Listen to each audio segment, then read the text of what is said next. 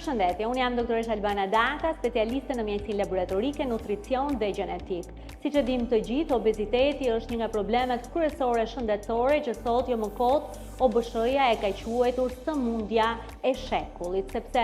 vetë projekcionet, përqindjet aktuale për çdo moshë, por edhe projekcionet deri në 2050 janë realisht alarmante, kështu që metoda dhe gjithë strategjitë e shëndetësisë për të minimizuar obezitetin, padyshim që janë të shumta. Kombinimi i regjimeve ushqimore fasting, 18+6 është një orar shumë i mirë, apo 16+8, pra në 8 orarsh të konsumojmë, por edhe regjimi që duhet të konsumohet në 8 orarshin duhet jetë padyshim një regjim mesdhetar anti-inflamator, i kombinuar padyshim me aktivitet fizik, po më kryesorja është kombinimi çdo ditë i këtij regjimi 2 javor apo 1 mujor me seanca të terapisë hiperbarike. Terapia hiperbarike në këtë rast rrit në mënyrë të ndjeshme metabolizmin, çka bën që të minimizojë indin dhjamor në një kohë shumë herë më të shkurtër se normalisht dhe të japi rezultate të këtij regjimi fasting. Përveç se do të minimizojmë obezitetin me terapinë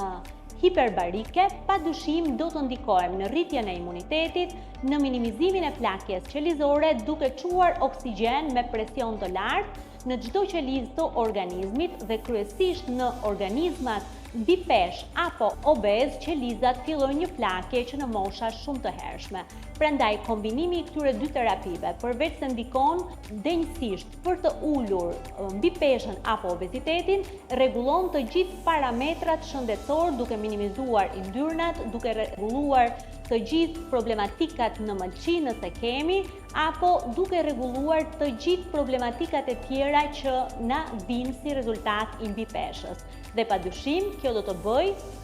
që të minimizojmë apo të shtymë në kohë instalimin e sëmundjeve kronike, siç janë hipertensioni, problemet e zemrës, diabeti, sëmundjet reumatologjike, neurovegetative dhe padyshim edhe sëmundjet kancerogjene, ku me të gjitha statistikat, personat mbi peshë dhe obez bëjnë më shpejt dhe në forma më të rënda këto sëmundje. Gjithsesi, për çdo informacion, ju duhet të drejtoheni te faqja e klinikës Fit Health, po padyshim edhe në faqen time personale.